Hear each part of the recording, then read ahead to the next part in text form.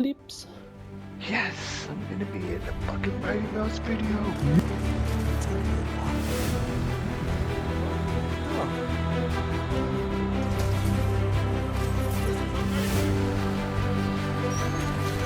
I got them both! Let's go! Hello, ladies and gentlemen. The Mighty Mouse Plays back at it again with another class breakdown video for you all. Today, I'm going to be breaking down the new Solar Titan 3.0 subclass and letting you know how you can best utilize this subclass. If you live to watch the world burn, this is the class for you. Titans have many ways to cause your opponents to become singed and eventually ignite in cool solar explosions. But what you might not expect is that Titans are the best class in terms of facing down heavy damage and healing away incoming damage. Let's take a look at how you can do this. Starting with aspects and fragments, the only one that I would say is necessary is the Soul Invictus. This aspect creates sunspots when you kill a target affected by Scorch or killed by your super. Sunspots grant many benefits.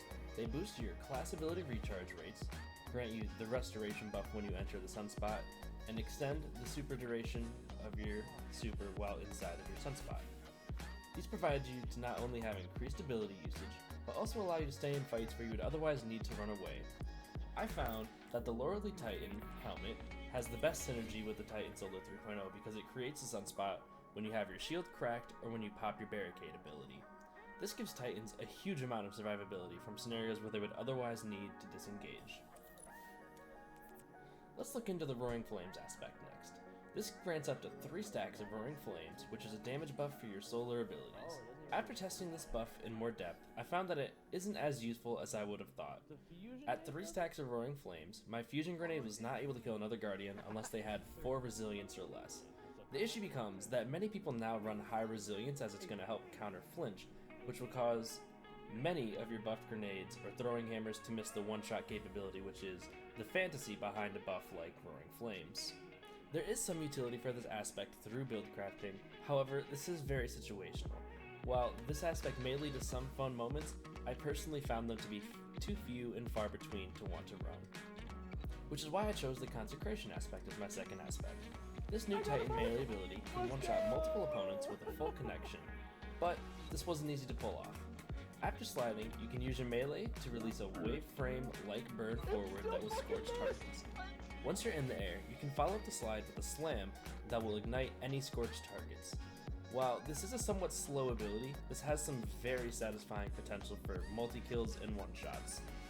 It is important to denote, if you do not hit the Scorch, your slam will do 120 damage and will not ignite your target, so you need to be cautious to hit both portions of the melee to lock in a kill.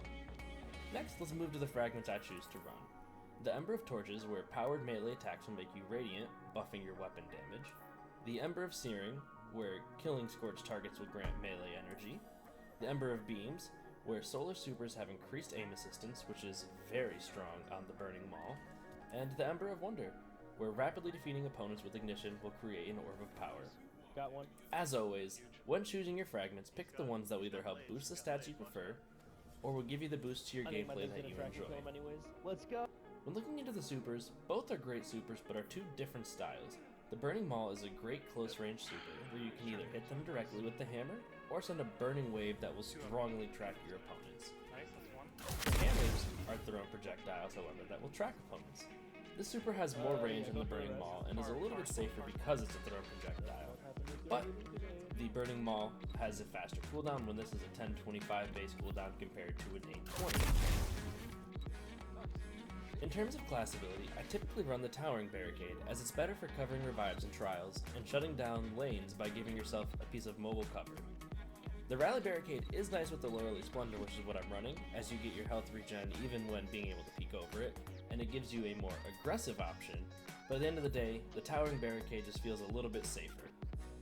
When I look at the jumps, I usually run the Strafe Lift as it gives you grid speed as well as controlled maneuverability.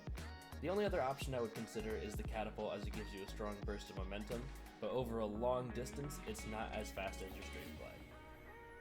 Looking at the melee abilities, we have both the Throwing Hammers as well as the Shoulder Charge. The Shoulder Charge is a great movement tool, allowing for you to traverse the map quickly and even change direction on a dime. This can be very disorienting to an enemy player and can be a great cleanup tool as well. It can also be used to get out of hairy situations. Because you're able to turn on a dime, you're often able to throw off a player's aim.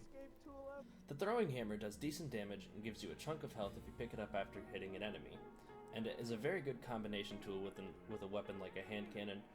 Because the solar charge has so much utility, I typically prefer to run that over the throwing hammers, despite the fact that they are quite fun. In terms of grenades, I ran the healing grenade again, as it gives you a second way to heal out of a tight situation, between having a sunspot pop up when you become low health, or when throwing a healing grenade on yourself if you become low health as well.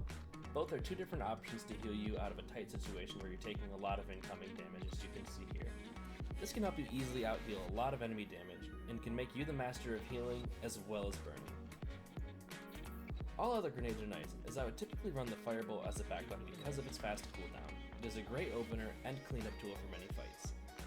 The Solar Titan class is a fun class, and can have some supremely satisfying moments when you pull off some of its unique abilities.